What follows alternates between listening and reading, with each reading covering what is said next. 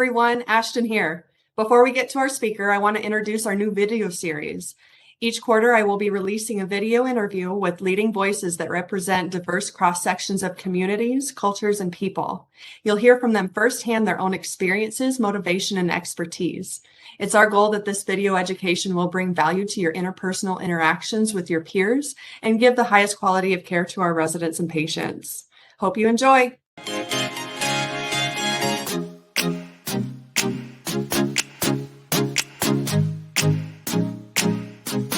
Excited to have you. Just to start out, can you tell us who you are and what's important to you and what makes you you?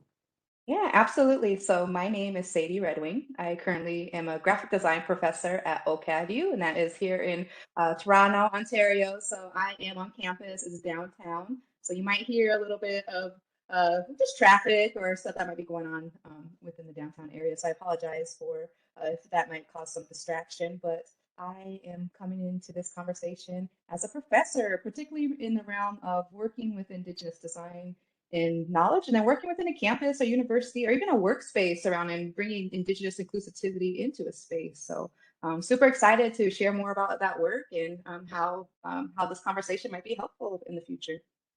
Excellent. So what is your why in this space? In this space being diversity, equity, and inclusion, and also your graphic design space as well. Yeah, so in the practice of, I guess, working as a professional in higher education, as well as working as a designer with a specific focus in graphic design, I feel that in the last 5 years, there has been a strong push for diversity, inclusion, and equity in workspaces. How I would define DEI in these spaces, I would uh, see it as when you're thinking about making a space more diverse in means of incorporating or sorry bringing in more, I guess, perspectives or ideas or individuals that might be coming in with you with a individuals and ideas who might be coming in a space with different nationalities, races, or ways of identifying in general. And then in thinking about including those identities into spaces, all these identities are bringing in different knowledges. They're bringing in different perspectives, different experiences, different rhetoric when they come into a space and how they handle within, let's say, how to keep a working space functioning. And then within that equity aspect, I really kind of see that in the realm of resources, meaning that depending on the infrastructure a workspace have, if they're in a position where they may not have a strong wealth infrastructure, meaning that may not have not the just the equity or the funding for technology or where the trends are, particularly in and we're at in the United States. So in the realm of DEI and thinking about those three concepts in the workspace, there has been a strong push in bringing those initiatives into, let's say, a working and maybe a handbook or a mission. And I have experience in working with it in a university space. So in the United States, as someone who might be coming in developing a workshop for DEI, let's say within admissions, I have been in positions to really help train admissions groups on how to either recruit the indigenous population, if we are looking to recruit more indigenous professors in a university space, what do you need, what resources you need to get the retention of the staff as well as the students, and then even more so, how can that indigenous demographic develop curriculum and knowledge that they can take with them to go work in higher indigenous populated spaces. So it's been a really interesting shift just to really see that when you start to bring more indigenous professionals and minds into a space, how much maybe goals change or missions change, and just to kind of keep up with where the trends are. And particularly within the practice of focus design, it's really more so working as indigenous example, working as an example of working with indigenous population, how that community might be underserved. So if you are targeting or working or being in a position to really communicate with an underserved community population, how do you do so? How do you do so respectfully? How do you do so, in a more so where you're helping amplify some of these indigenous voices, but then even more so developing terminology of indigeneity in the realm of a practice like graphic design, because it's definitely a profession where you do not see a lot of Native American indigenous professionals in that space. So definitely been a real journey working within a higher ed and design, and particularly in conversations or even workshops around DEI. So it's really interesting how it's evolved in like the last 7 years. Very good, very good. So you mentioned a lot of things that I want to touch on there. So specifically with within the realm of graphic design, you mentioned that there aren't a lot of Indigenous artists in the field. So is that what brought you to the field, and what was that journey like? Yeah, I would say in thinking about what I wanted to do when I got older. So I felt that in, let's say, in, in, how would you say, like traditional elementary, middle school, high school space, like a lot of things that really excited me were maybe creative based or art focused. So, and kind of growing up in the 90s, there's a lot of kind of influence within like internet or just even working within the digital space and just being someone who admired pop culture, mainstream culture, or just trending culture. As a child growing up, like it's something that I really, I guess, was comfortable to me. So in thinking about, I'm somebody who I like, um, I like music. I admire album art. I like stickers, like putting stickers on my water bottles or my laptops. I like, maybe different fashion designs, or I like, maybe graphic tees. But the challenge for me in those spaces where I didn't see a lot of type of materials that had like just any type of indigeneity on it, indigenous cultures on it. So I think it was kind of more so like, oh, I'm gonna have to make my own. Like if I want my own sticker that has like Native American, any type of cultural reference or visual language on it, like I'm gonna have to make it because I can't go to the store and buy it. So that kind of really, as I started to kind of get a little bit more independent on like, oh, I can create this myself. It kind of allowed to bring that into an expertise now in going through like an educational journey, or how I found myself into teaching is that, when you take a course, or if you're going through the track of art and design, it's very Eurocentric. A lot of that curriculum is very, or a lot of the curriculum and histories depict European culture. How do you work with the English language? How do you work with, if you're designing something that might target an English language speaking or European speaking demographic, here is the training or protocols to follow when designing for that demographic. And it completely left out the indigenous demographic as if like we didn't exist. So my questions for myself and what has led me into this space was, if I'm going to go teach graphic design, so maybe there's other people out there that want to make stickers or t-shirts or websites, even CD covers, podcast covers, and they want to include a cultural identity on them, and they're not being taught how to do so, particularly if that community is underserved. How do you go about it? So I've been very fortunate to been in positions of kind of expressing that. So for example, what is so unique about the indigenous population is that their origin is here in the continent North America. Like it wouldn't make sense teaching in Europe or Asia or Australia how to work with indigenous peoples within the continent North America. So I think kind of as how it has been naturally forced and bringing DEI into these conversations is, if I do want a classroom, if I do want a school, if I do want more training protocols on how to get Indigenous students ready to work in these spaces, it's going to make sense that we got to do it here and not elsewhere. So just to kind of weave and navigate, and it, even more so just to see how much a lot of inclusion has been saving cultures, particularly for my Indigenous tribal culture. Like you don't see us almost anywhere in a lot of spaces, or even more so. I know there's people out there that's probably never met an Indigenous person before, or has a friend or a classmate or a coworker. So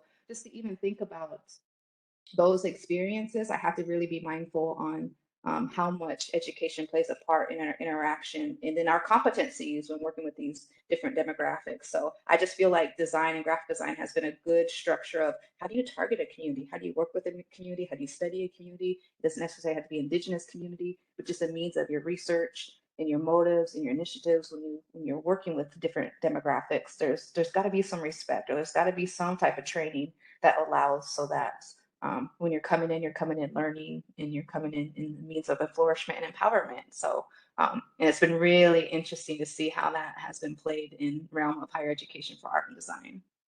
Excellent. Yeah. So that actually leads me into another question that I have for you, as far as those individuals that haven't had interactions with somebody from an Indigenous nation. So can you share with us some do's and don'ts for those that haven't had that experience? Yeah, I want to say, just so again, coming in with an experience as a researcher, as someone who is in more higher education focus and working with in targeting, let's say, recruitment, or just wanting to build more resources for that particular demographic. The first thing And the do's that you got to do is really develop your terminology. You really have to be advanced and kind of know what the terminology we're using in these research or in these professional settings. So, for example, we're progressing on how we identify our citizenship. I am a citizen. So, for myself, yes, I am a citizen of the United States, but I also have a sovereign nation citizenship within my tribe. So, if my tribe is the Spirit Lake Dakota Nation, I have to have every type of proof of citizenship of the Spirit Lake, of being a member of the Spirit Lake Dakota Nation.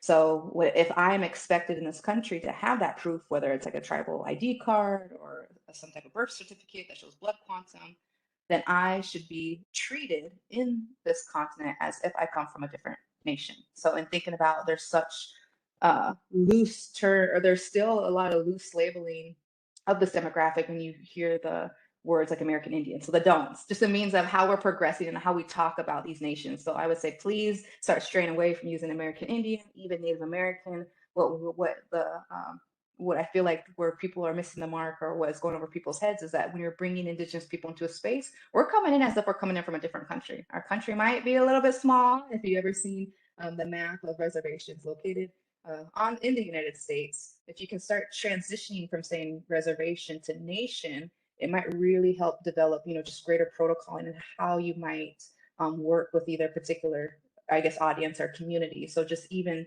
saying something like indigenous still, so it's such a new word, and it's not even even listed on a census yet. You still see American Indian, but and means of that terminology is so important, because if I come into a space and there might be someone who's indigenous from the country of India and we're hearing American Indian, Indian American, it gets really confusing, but we're still at the very beginning processes of really developing that terminology. Even more so, and this might be a little bit more in the realm of my expertise and my area of research, is we're hearing and following within the media trends, particularly where movements are going. So for example, if you ever heard this word decolonization, in a lot of workspaces, business spaces, universities, I guess at large, a lot of this word decolonization is coming in, but it's really not an everyday conversation yet. But it means it's growing. It's growing. It means the word decolonization is growing as we're seeing more movement in the realm of climate justice,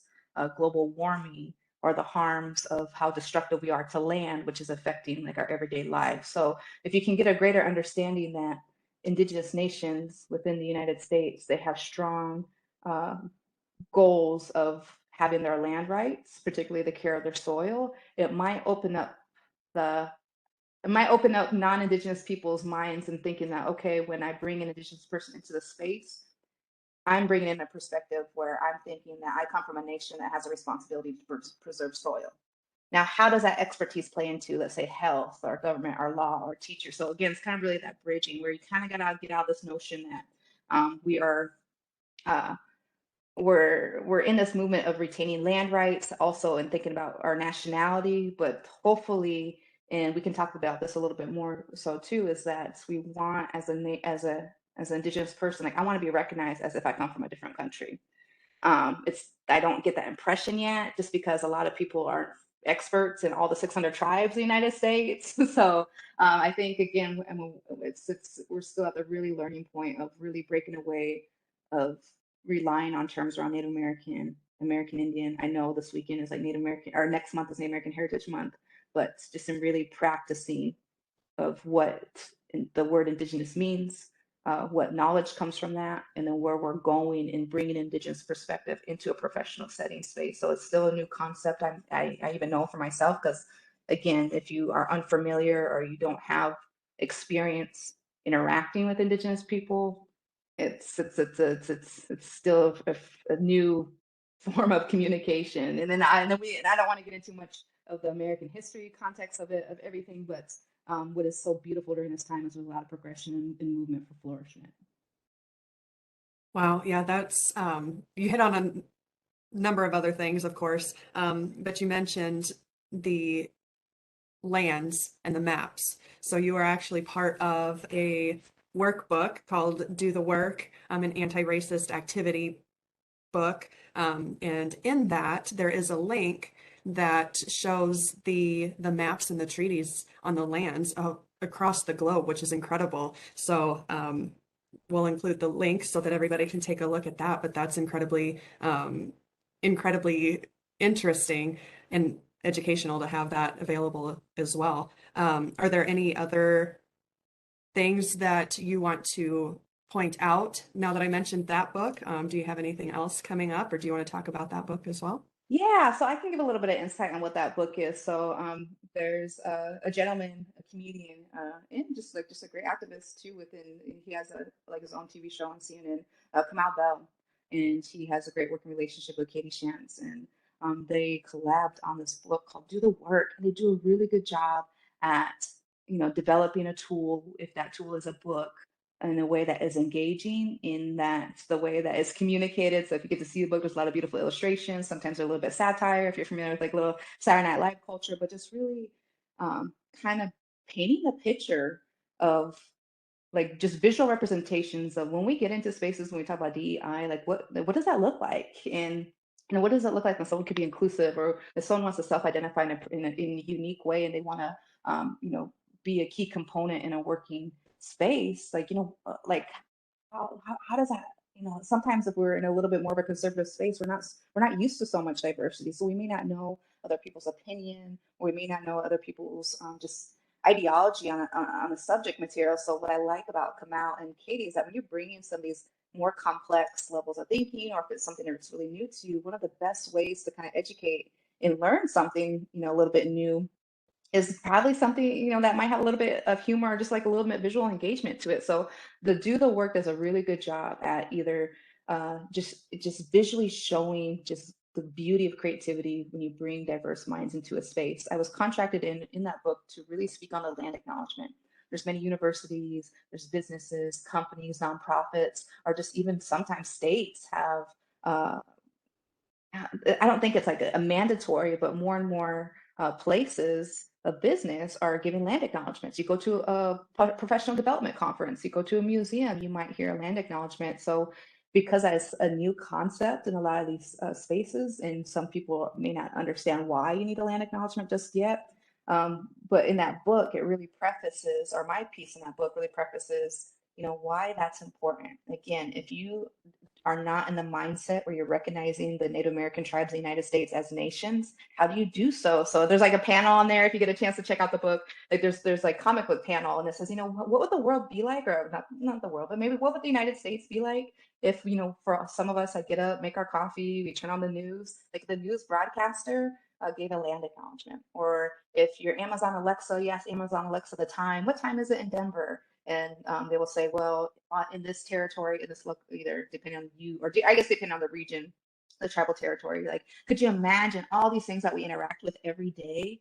And if they gave a simple land acknowledgement, like how much it would change, how much more educated we are with the tribal nation in vicinity to our workspace. So again, in thinking about where we're progressing in the movements, why do we do this DEI work? That book is a good example of like what it would look like if we were at the point where we're really pushing to go to. Because I think when we are, when we're sitting, here today, thinking about the work that we're doing, like, why are we doing this DEI work? Like, what's going to be the result of it? I can't picture what the result of it. That book is a good example to help paint the picture of what we're trying to do when we're pushing for more DEI motives into the workspaces.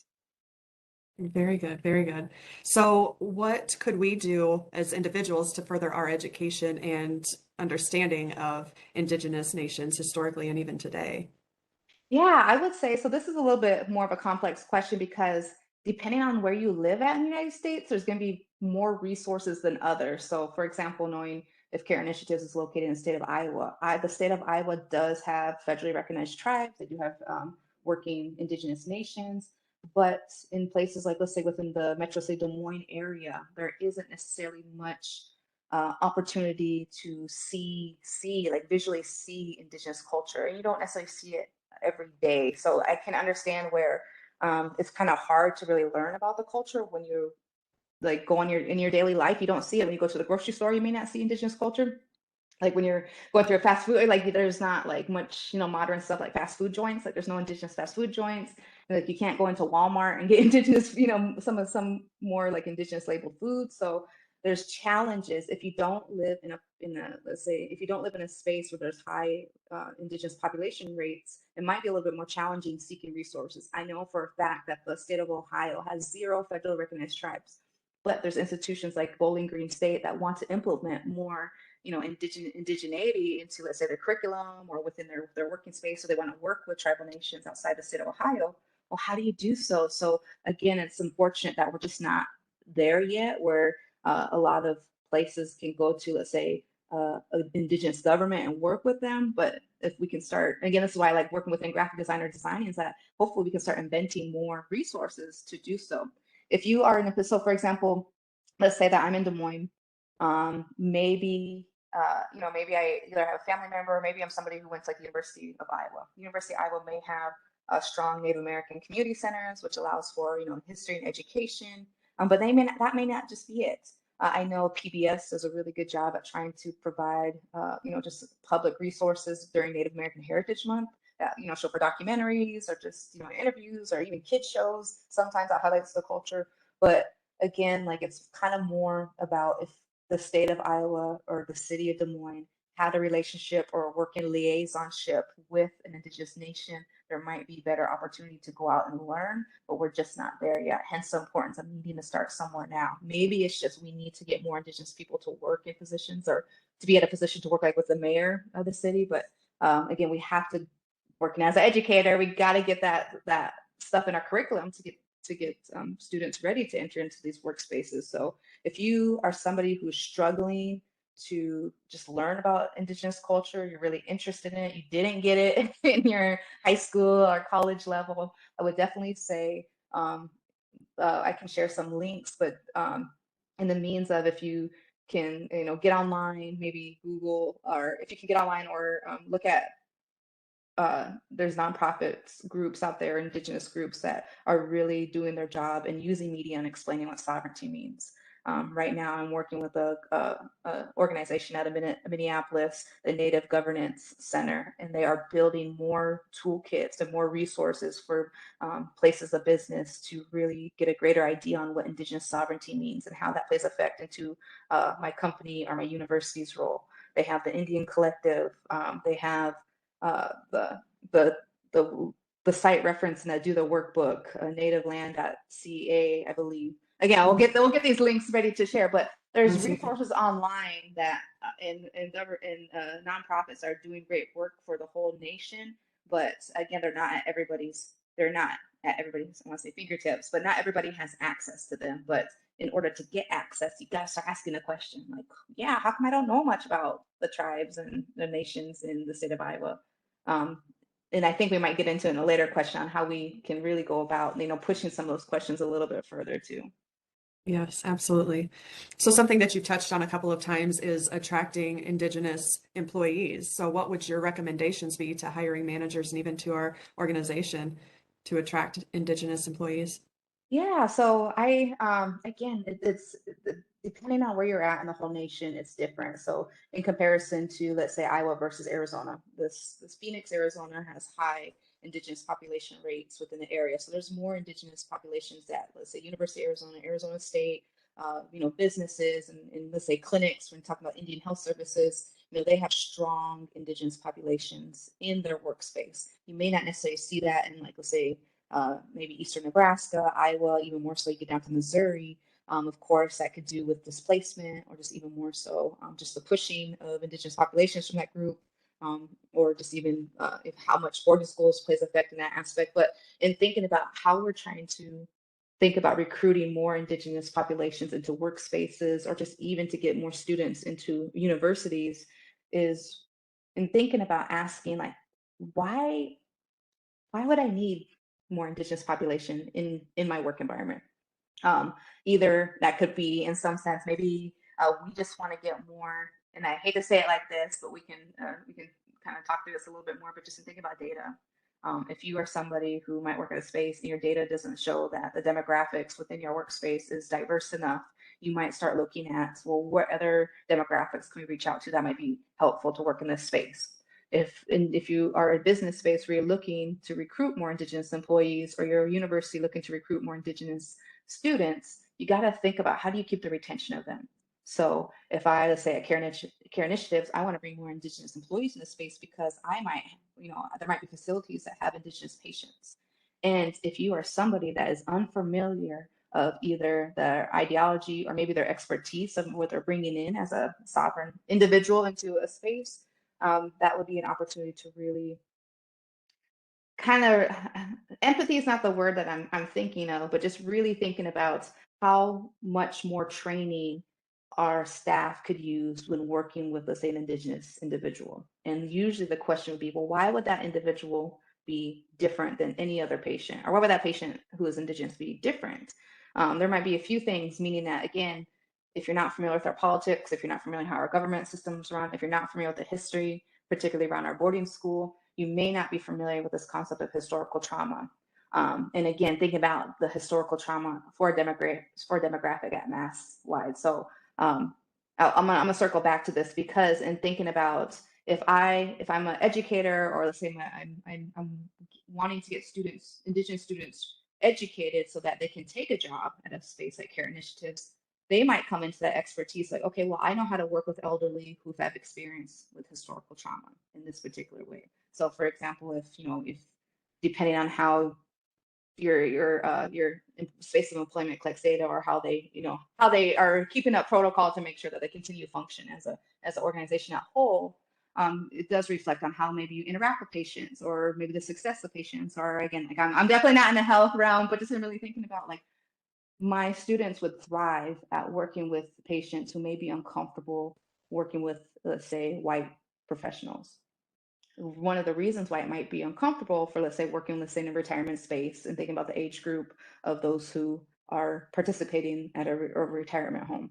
If the general age population is like 100 to age of 70, that demographic at whole was in boarding school. It's not case by case. Like the government forced that whole demographic to go to boarding school. 90% of those students in boarding school were abused, and always. And again, we're not going to go all into that, but just in thinking about that demographic might be a little bit more challenging to work with, particularly if they have been a victim of any type of abuse, so sexual, verbal, physical. So it might be hard for them to undress in front of a working physician, or if they are wanting a particular type of food that they know might treat an ailment, but they're expected to take a pill, that could be a little bit of a disconnect too. So, but if you can bring in an educated Indigenous official that knows how to work with the staff, that has experience with historical trauma in that some aspect, it could really develop a greater and more comfortable work environment space, and just a general, like a greater comfortable space for that patient to be within the facility. So, and thinking about, what Care Initiatives might do, if their goal is to keep the retention of patients and make sure those patients are in good hands and well-being, and let's say that, maybe they have some Indigenous patients in there that might be struggling a little bit, it would make sense to get some, maybe some more Indigenous perspective in developing training models, so they can get a greater understanding, like, oh, maybe, this Indigenous patient needs these other resources for them to be healthy in this space. So it's kind of more, again, there's many layers and complexities of this, but just in thinking about, where your goals are, if you are looking to increase more Indigenous populations into some of these home spaces, well, what are you going to have for them that's going to allow them to be comfortable, that's going to keep them so they're not leaving and wanting to go to, let's say, the Indian Health Services or other maybe inequitable or underserved clinics where they may not have the access, but they might have either employees or staff in those areas that understand them better, even though the equipment or the building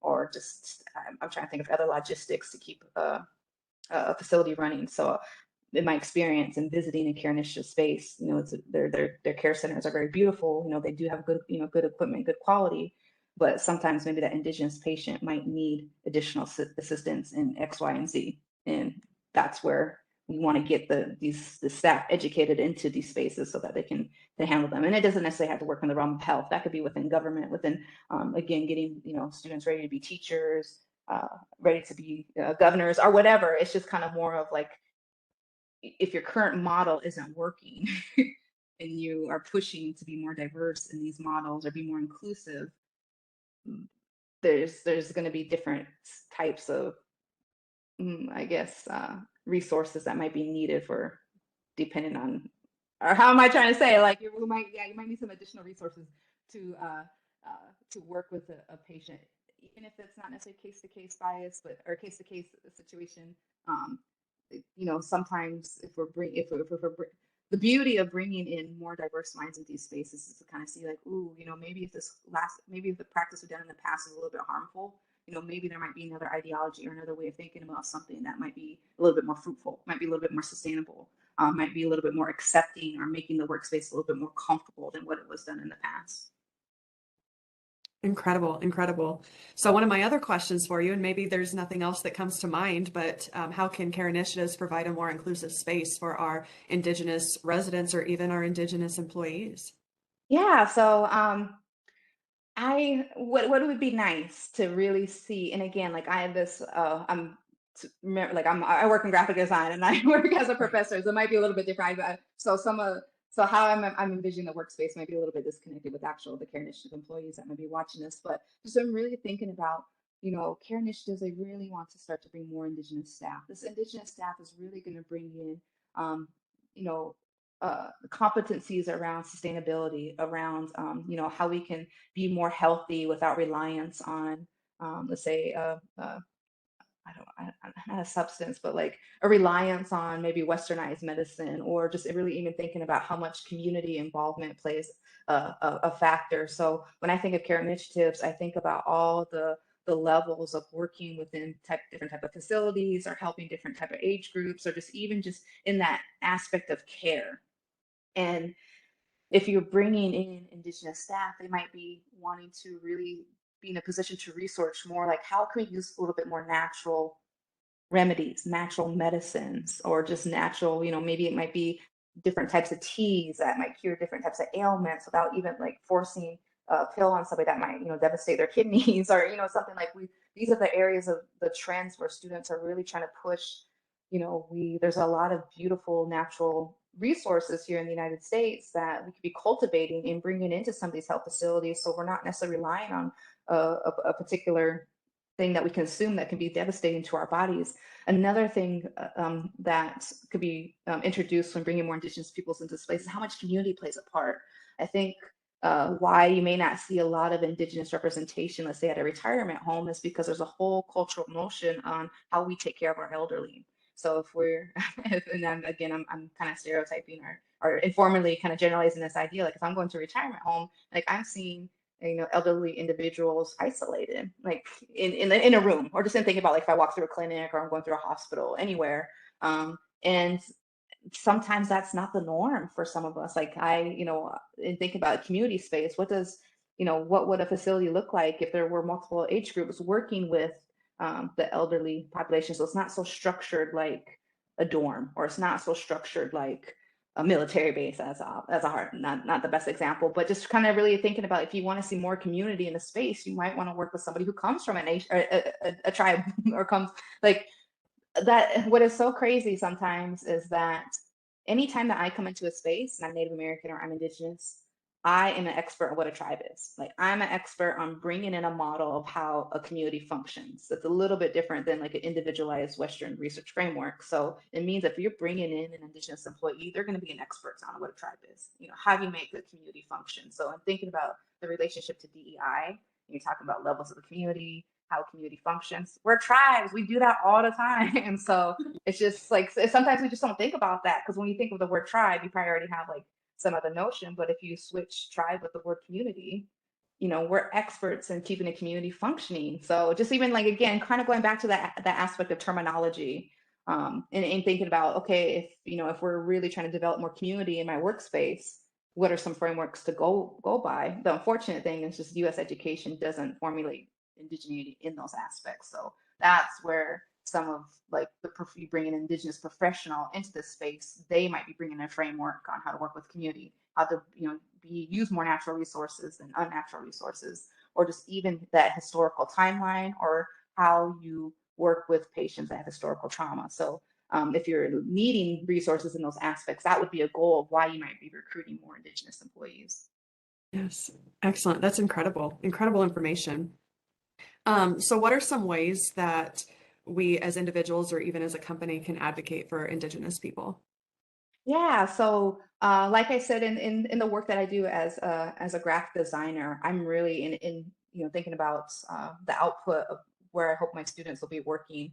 A challenge that I see and I face every day, and again going back to citizenship and going back to how you acknowledge Indigenous people, is that if you are somebody who lives in the United States or Canada and hopefully in Mexico, we'll get a little bit more perspective in there. But if you are not recognizing Native American tribes, aka indigenous nations, as countries, uh, then that would be the starting point. So, and think about advocating for what that means. If you are someone who is like, I didn't know, the a reservation was actually a country. I didn't know that these tribes have a government. So if you don't know these, then admit that you don't know and ask questions. As a graphic designer and as someone who's a designer, I'm here to invent and design something. Again, I'm speaking nationwide for you to understand that. So I think what is helpful and to advocate for these spaces is what's going to be helpful for you to recognize that international aspect. How, and start to question, how do I know about other international nations? So how do I know so much about Japanese culture? How do I know so much about Bosnian culture? How do I know so much about Australian culture? But I don't even know about the countries here. Is it because I know their food? Is it because I have a friend? Is it because of what I see on TV? Is it because I learned it in geography class? So I'm thinking about, if you don't recognize the sovereignty of these indigenous nations, ask questions. And then for me, like a designer, I gotta know what I can design for you. Maybe you need to see better websites, or maybe you need to see a map. So maybe we need to design like redesign Google Maps so that you can recognize us as independent nations. Because I think where people are missing the gaps is we're just not recognized as independent nations. So, and think about our modeling and how we recruit. If you have a framework that works with the international population, why aren't you bringing that framework in working with the indigenous nations? Because we don't function as a traditional American citizen does. We don't function as a traditional Canadian citizen does. We have our own government. So I think where my lifetime goal is how can we start bringing and designing nationality? Do you need to see us in the Olympics? Do you need to see us in the FIFA World Cup? Like, do you need to see us on CNN? Or I keep saying CNN, but do you need to see us like on your news station? Do you need to hear Amazon Alexa or Google Siri like speak our languages? So again, to really just start asking questions, and you can ask it in the workspace, and just even for yourself, like, what do I need? Or what do I need so that I can recognize like just indigenous nationality? And I think that's the step one, because if you don't recognize in us as a country, then there'd be no way, there'd be no way you would even have the competency to really know more about us and our culture and stuff that we do. So I would say ask those questions of what you need, because the more that you put out in the universe, it'll make, there'll be more of a need on like, okay, this is what we need to invent. This is what we need to design. And if you're a graphic designer and I got to show you, a flag, or I got to show you a website, or I got to show you a jersey participating in an international sport, depending on how you learn your countries outside of the geography class, is extremely helpful. And then that terminology, get familiar in those terms of, what sovereignty means, what decolonization means, even reciprocity at a environment level, but then also reciprocal in a community level. So I would start there.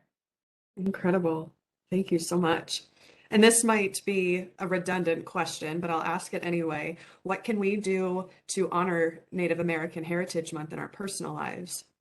Yeah, so it's really interesting to kind of see the difference of how indigeneity is celebrated in Canada versus how it is celebrated in the United States. And no comparison and no judgment, just a means of in thinking about how to celebrate a nationality here in Canada.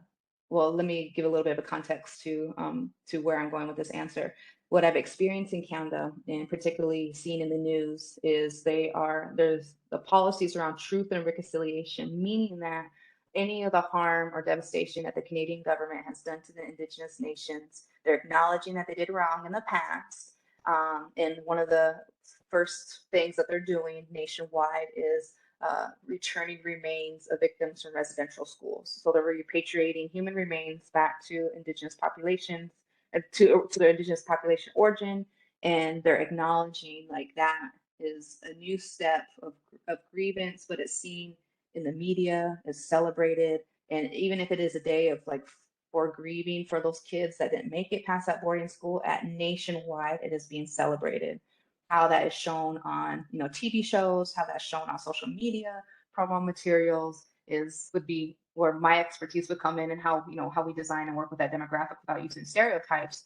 But just to know that there is some progression of celebrating, acknowledging a really rough history in the past. But to kind of answer how maybe the United States might be celebrating Native American Heritage Month, if they're not in a position to really go through that truth and reconciliation process, at least they can really start highlighting and celebrating the contributions that Indigenous people bring to the United States. Again, a lot of, generally speaking, US citizens don't really know all the contributions, because we didn't even go, we're not necessarily going to the conversation of appropriation, but just even more so, how much food is Indigenous to this area? Pumpkins, Halloween's coming up. Just even think about squash or the food markets, or think about Whole Foods or Hy-Vee.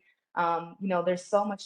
The Food Network, oh my goodness, there's no like. And when you think about celebrating Native American Heritage Month, particularly around health, we have so much. We have some of the healthiest foods, but yet we're never honored or celebrated about it, and it just blows my mind. Could you imagine like what Chopped would be like if it was all like Indigenous chefs on there? Or could you imagine like if we did have a fast food chain that was plant-based? Like that's us. Like that's where our expertise comes in. But and think about like there's so much. This is what's so beautiful about like indigeneity, is like there's so much to do. Like so food will be a great celebration, just celebrating our strength of preserving this knowledge.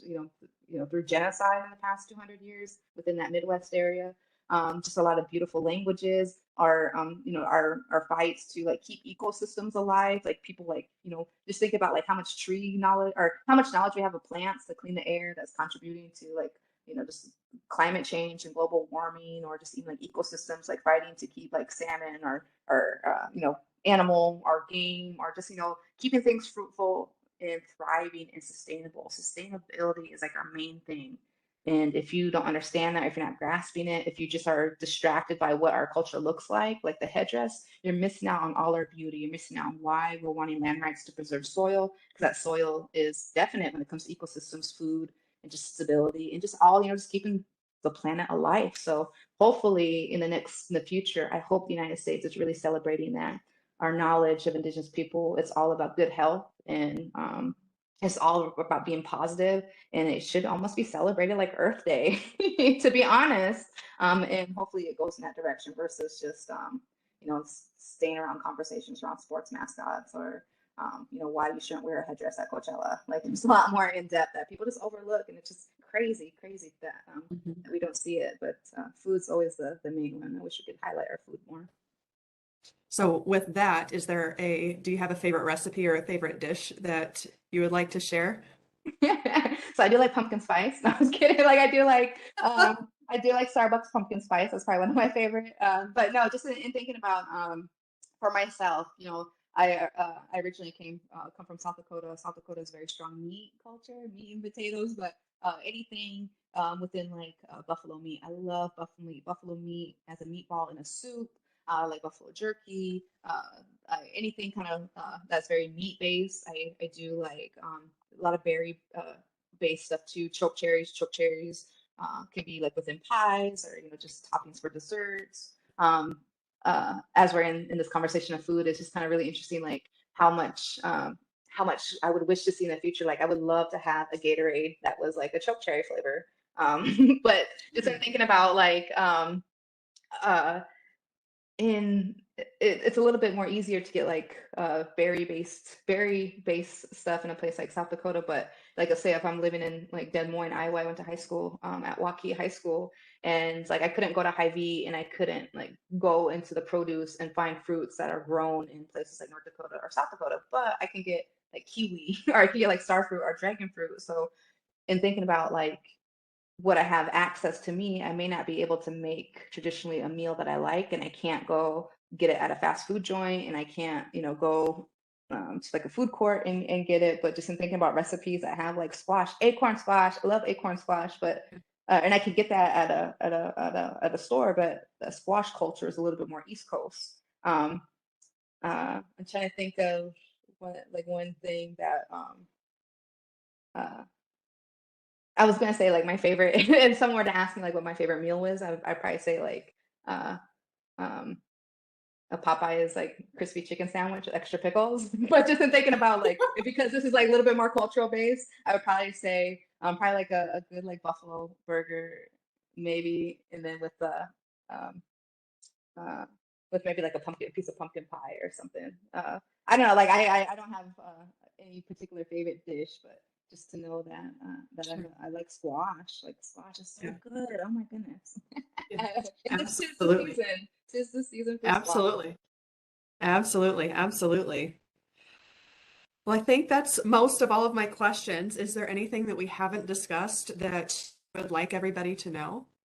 Yeah, I think we got a lot covered within this conversation, but again, this is so much more. It's so complex, meaning that within, a conversation on DEI in a workspace, like you're not going to be experts in it just, by having like a 2 hour meeting, 3 times a week. Like you really, in order for these type of initiatives to play in effect, we really have to devote time, education, and actual practice, trial and error. Not everybody is going to be experts in this. If we were experts, we'd be living in a completely different world. So just more so that sometimes this work comes with patience. And again, even more so if you live in a space that might be a little bit more conservative, might be a little bit more rural. Maybe you don't have, a strong city, or maybe you don't have like a strong wealth. Like we're really doing our best to navigate into the space in bringing an indigenous perspective into the space. Again, it's about flourishment of positive health, and that is health of all realms, your body health, the health of the land, but then even more so acknowledging that how much the nation focus, the sovereignty focus in theirs. And if you are in a space where you just don't recognize that yet, just kind of be mindful that that's happening elsewhere in the nation. And I'm trying to think where I'm just happy to really live in a time where I can have an opportunity to teach this expertise, and it be interdiscipline, or it could be used in other spaces outside of art and design. And again, that is the power of bringing all this areas of expertise. I know for this conversation, it's been strictly about identity, but again, DEI isn't necessarily focused on particular race. It could be through experience, it could be through age, it could be through many things. So I think sometimes a lot of us are just struggling to visually see examples of all this work that we're doing, but just to have respect of those who are taking the time to go get their degrees, to just really think about the time to have an initiative task force in a workspace, and the energy that comes in. And just a lot of us, there's a humility in these aspects. A lot of us are going to get embarrassed sometimes. We may not know something. We might use a wrong term when learning how someone else wants to identify, and that could be through a pronoun, or that could be maybe not pronouncing somebody's name. But again, the more that you practice, we're not going to be experts right at the beginning. It takes time. We're going to embarrass ourselves. We're going to be in a position where we're going to learn something we didn't know, even if we're so used to being right all the time. But again, it's not so much about we're doing this work so that we can have a better day tomorrow. It's thinking about our children and thinking about the grandchildren, that we're doing the work to set it up where we can have those future generations going. Because if we're already experiencing that the current structures and the current systems, and thinking like systematically it's not working, it would make sense that we got to start doing the work now and not like 20 years from now. So again, just patience, humility, and just that open and willingness to have respect of people's time, because we're not going to be experts in DEI by the end of the year. Right. Absolutely. Yeah. And there's just no way, with all the different aspects of Mhm. DEI, like you said, there's no way that we could be experts in everything. We're not going to know everything. All we can do is ask questions just to know better so that we can do better. Very Absolutely. good. Yeah. So with DEI, and especially in higher education, it's difficult to take time for ourselves. So what are some ways that you practice self-care, and how often are you able to do that? Yeah, so I do have a very busy schedule, meaning that as a graphic designer and someone who's a professor, you wear a few hats. So I definitely take my self-care very serious, and even in a space where I'm constantly making around a group of people or working, with clients or whatnot. The times where I can kick back and just enjoy myself. For me, you might see me. Let's see, self-care for Sadie would be, I definitely do like a good coffee. I do like a good, like I said, it's one of my favorite times, because I do am a sucker for that pumpkin spice. So I can have a pumpkin spice, grande pumpkin spice latte from Starbucks, and I'm Midwest too, so I like around this time, like I like to curl up in a blanket, get food on the crock pot, maybe watch some sports, and just take a break from technology, take a break from emails, just turn stuff on silent, focus on maybe some entertainment, binge watch something on Netflix that I don't necessarily have the time for, maybe my weekly work schedule, and just rest, sleep. And again, knowing that there's so much energy and devotion that sometimes we forget to think about our own body's rest. So a good night's sleep is very cherished, but something very simple. Just try to shut out, not necessarily shut out the world, but just to give a chance to take a break from technology, notifications. And what is comfortable for me is warmth, particularly coming from a place very seasonal, when the house smells like food, and when I can sip on a warm beverage and just focus on whatever type of entertainment, whether it's Netflix or sports. That's my self-care. Absolutely. Very good. Very good. Well, that's all I have for you. Thank you so much for taking the time to help us educate and learn more about Indigenous peoples and the ways that we can better serve and be inclusive. So we look forward to, you have an upcoming book. You contributed to another book that's coming out in February, right? Can you tell us more about that? Yeah, absolutely. And even more so, Ashton, like, thank you. Just thank you for the opportunity, just having this interview, getting a chance to speak. Again, just, I am coming in with a different type of professional expertise into the space, but just to kind of give an example that me and you can have a genuine conversation, even if we don't work at the same place, even if we don't have the same degrees, but just thinking about our goals that are set for ourselves and how we want to be better individuals in the professional space. Like, this is a great conversation to really just say, like, how can we just like talk, chat and just have a good conversation around this.